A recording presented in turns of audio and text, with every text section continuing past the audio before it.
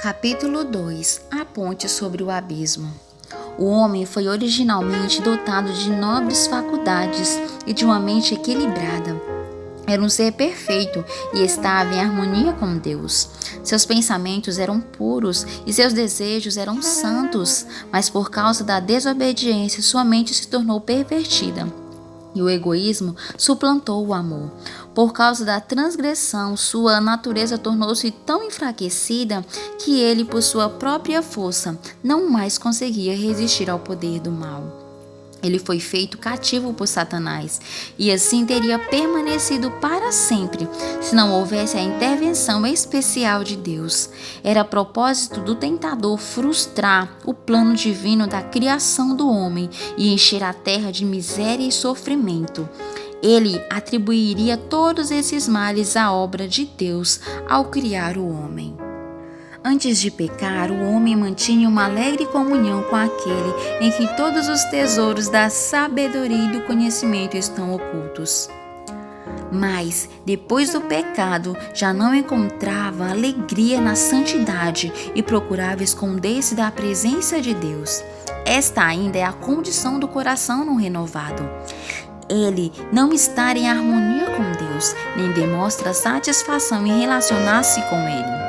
O pecador não consegue ficar feliz na presença de Deus e evita a companhia dos seres santos. Se lhe fosse permitido entrar no céu, nem lá haveria felicidade para o pecador. O espírito de amor altruísta que domina ali, onde cada coração reflete o infinito amor, não despertaria o menor interesse em seu coração. Seus pensamentos, interesses e motivos seriam distintos daqueles que caracterizam os habitantes sem pecado que ali estão. Ele seria como uma nota dissonante na música celestial. Para ele, o céu seria um lugar de tortura e desejaria esconder-se daquele que ali é luz e fonte de toda alegria. Não é um decreto arbitrário de Deus que exclui os ímpios do céu. Eles ficam do lado de fora por se sentirem inadequados na companhia dos santos. Para eles, a glória de Deus seria um fogo consumidor. Prefeririam que logo viesse a destruição para que não tivesse de enfrentar o encontro com aquele que morreu para redimi-los. Por nós mesmos, é impossível escapar do abismo do pecado em que estamos afundados. Nosso coração é mau e não podemos mudá-lo. Quem da imundícia pode tirar coisa pura? Ninguém. Jó 14:4. O pendor da carne é inimizade contra Deus. Romanos 8:7. A educação, a cultura, o exercício da vontade, o esforço humano, todas essas coisas têm sua importância, mas nesse caso não têm poder para mudar a situação.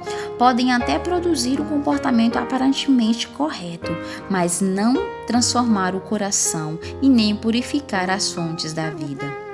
É preciso que haja um poder que opere no interior, uma vida nova, vida de cima, para que o homem passe do estado pecaminoso para a santidade. Esse poder é Cristo. Somente sua graça poderá vitalizar as inertes faculdades espirituais e atrair a pessoa para Deus, para a santidade. O Salvador disse: se alguém não nascer de novo, a menos que receba um coração novo, novos desejos, propósitos e motivos e passe a viver uma nova vida, não pode ver o reino de Deus. A ideia de que é preciso apenas desenvolver o bem que existe naturalmente dentro da pessoa é um engano fatal. O homem natural não aceita as coisas do Espírito de Deus, porque eles são loucura, e não pode entendê-las porque elas se discernem espiritualmente. 1 Coríntios 2,14. Não te admires de eu te dizer, importa-vos nascer de novo? João 3,7. Está escrito acerca de Cristo: a vida estava nele e a vida era a luz dos homens. João 1,4. Ele é o único nome dado entre os homens pelo qual importa que sejamos salvos. Atos 4:12. Não basta perceber o compassivo amor de Deus, enxergar a benevolência e a bondade paternal do seu caráter. Não basta discernir a sabedoria e a justiça de sua lei para ver que ela está alicerçada sobre o eterno princípio do amor. O apóstolo Paulo viu tudo isso quando exclamou: "Consinto com a lei que é boa. A lei é santa e o mandamento santo e justo e bom." Mas em desespero acrescentou com um coração amargurado: "Sou carnal, vendido à escravidão do pecado." Romanos 7:16, 12 e 14. Ele anelava a pureza, a justiça, coisas que por si mesmo não tinha forças para alcançar, e clamou: "Desventurado homem que sou, quem me livrará do corpo desta morte?" Romanos 7:24. Esse é o clamor que vem de corações atribulados em todas as terras e em todas as épocas. Para todos existe apenas uma resposta: eis o Cordeiro de Deus que tira o pecado do mundo. João 1:29. São muitas as imagens pelas quais o Espírito de Deus tem procurado ilustrar essa verdade, deixando-a clara para as pessoas que desejam livrar-se do pesado fardo da culpa. Quando Jacó fugiu da casa de seu pai depois de ter pecado, enganado Esaú, ficou abatido pelo sentimento de culpa. Solitário e desterrado, separado de todos os seus queridos, o pensamento que lhe doía no coração acima de todos os demais era o temor de que o seu pecado o tivesse separado de Deus e fosse abandonado pelo céu. Com tristeza, deitou-se no chão para descansar. Ao seu redor havia somente as colinas. Acima, nada mais que as estrelas do céu. Enquanto dormia, uma luz estranha iluminou sua vista.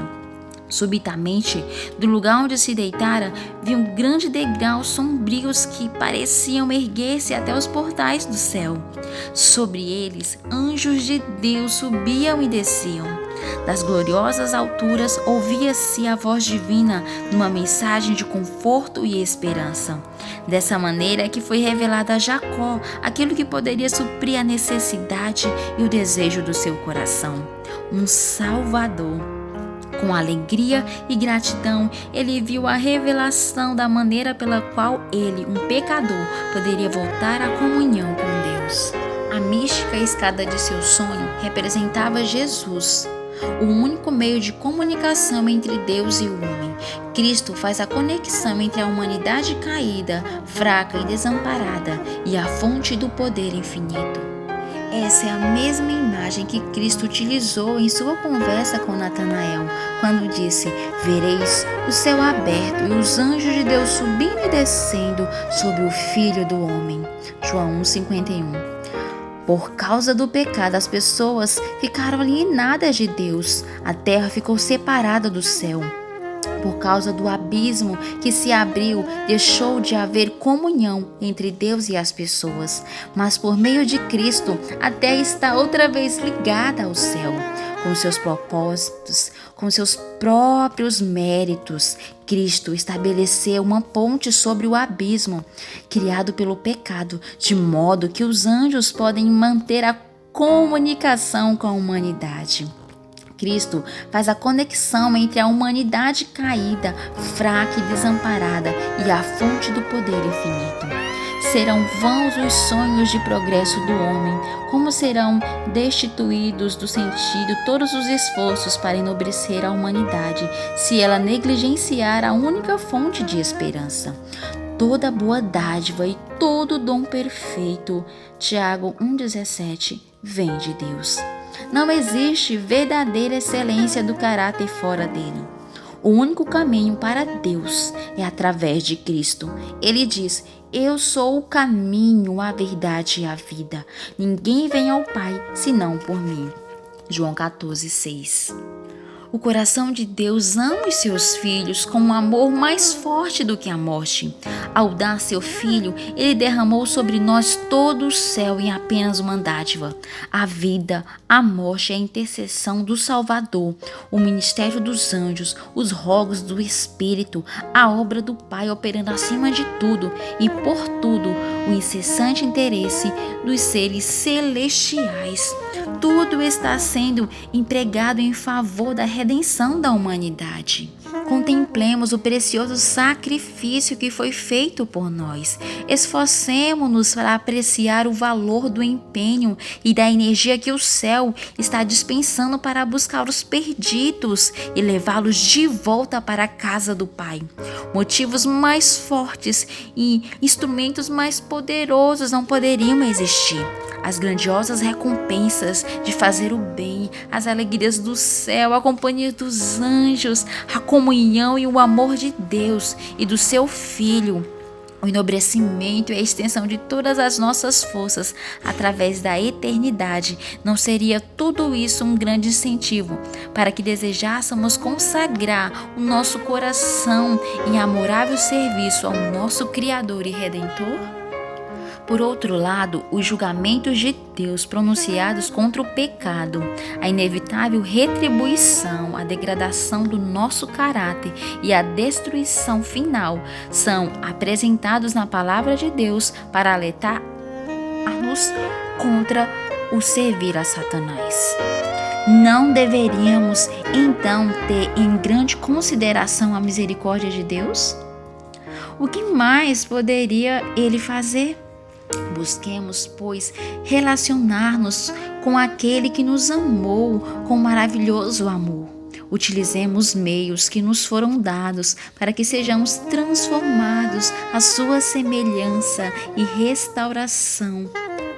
Utilizemos os meios que nos foram dados para que sejamos transformados à sua semelhança e restaurados à comunhão com os anjos ministradores e à harmonia e comunhão com o Pai e o Filho.